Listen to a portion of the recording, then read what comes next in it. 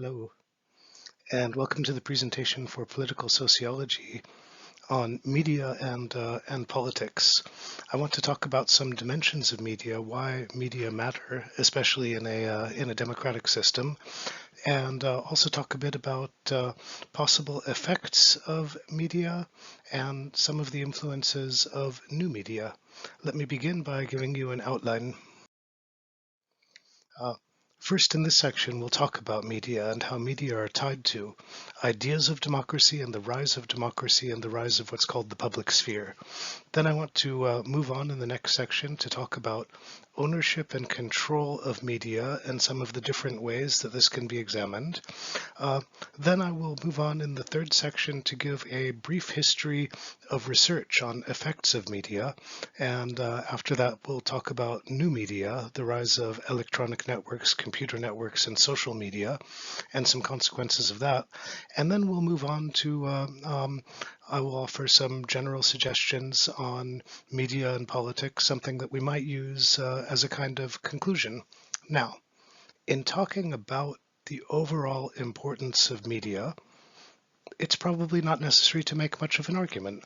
It is the importance of media is so prominent as to be obvious, and this is because media are the most widely used sources, in fact, most of the time, the only sources that members of the public have in order to receive news and opinion. And I think one of the reasons for this, and this is also one of the reasons why the rise of media is tied to the rise of the modern state, with its bureaucratic edifice, with mass participation by the public, with representation of different currents of opinion by parties, and so on, all of these different dimensions of the modern state. That is, contemporary societies are complex and they are diverse. And one of the things that this means is that most people's experience with the state and with public issues affecting the state is most of the time indirect. Now, this is a little bit of an irony because democracy depends on participation of the public, but most of the time this is also indirect. Direct participation of the public in a democracy is usually not possible in a large and complex society. And so together with the development of the state, we have the development of what is called the public sphere. That is, this is the place where issues are discussed. So one thing that we can say, the public sphere is tied to the rise of media with mass distribution that are available to very, very large parts of the public. Newspapers are the ideal type of this, but more or less all media that have developed since the 19th century fit this description. And it's also tied to the development of spaces of public conversation. Talk about marketplaces and coffee shops. Still, the image is used when we talk about public opinion. We say opinion on the street. That is, it is in these public spaces where people exchange information and opinion, argue, where public opinion is formed. Okay, so what develops out of this twin development of media of communication with a certain type of public space and the modern bureaucratic state, you see the formation of an autonomous category of activity in democratic states. I mean, not only in democratic states, but it's central to the functioning of democratic states, that goes by the label of public opinion. And what is public opinion? It's the variety of things that people think about, questions that are important to the public. What makes it important in democracies is that public opinion is seen as the mechanism by which the power of the state can be regulated and can be controlled. And as democratic theory develops, the role of this public opinion takes on a particular emphasis. That is, in order for democracies to function, the assumption is the public has to be well informed, debate has to be lively, a range of alternatives have to be available. And this is why value is placed on this thing that we call free speech. That is, on the value of the possibility that, to the extent possible, the opinions that are exchanged, the information that is exchanged, should be relatively unconstrained. There are, of course, degrees of constraint that vary from society to society. But this is a basic tenet of liberal democratic theory.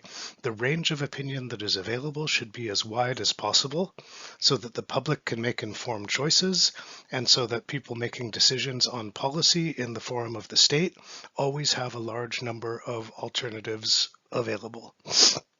And this more or less describes the ideal of the public sphere, that the population in a democratic society works questions out and maintains a set of alternatives so that well-informed decisions can be made. Now, you may say, you probably will say, that this description that I've offered is a bit idealized. That this wonderfully functioning public sphere depends on a lot of conditions that don't actually obtain, conditions like rationality, goodwill, on goals that are universally or near universally shared.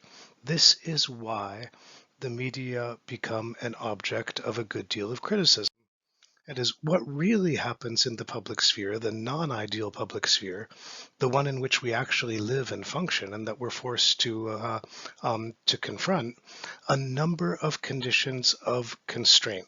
First, although the ideal of the public sphere is that debate should be open, what we see is not debate that is open, but debate that is controlled, with some participants in the debate having access to greater time, access to greater information, access to greater publicity than others.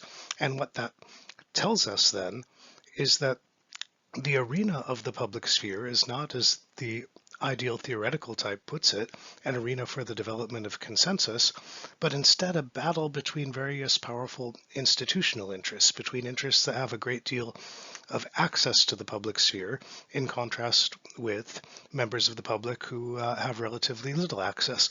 We also look at the content of most media that we know, and although there is the ideal that media will be informative, or that they will be a place for a reasoned exchange of opinion where things will be worked out and so on, this is not the way that most media with which we're familiar look, right? I think observation is enough to confirm that media become a site for a great deal of misinformation, a combination of information that is true and information that is false, a great deal of vulgarity, that is various strategies for dismissing people who would like to be participants in conversation in the public sphere, and a great deal of distraction as ways of directing attention away from issues and questions that are genuinely important to people toward ones that are dramatic, are for show, that draw attention away so that decisions can be made without the participation of the public sphere. And as a result, a lot of the normative discussion on media involves a number of initiatives for rehabilitation of the public sphere. That is for a revival of the ideal of civility and rationality in the public sphere, for democratization of the role of producers in the public sphere, for diffusion of the possibility and the power for creation via network media. So this is the site where much of the conflict over what the role of the media is and what that role ought to be takes place, is in these discussions about the public sphere. As we conclude this introductory section, I just want to make one more note, and that is this.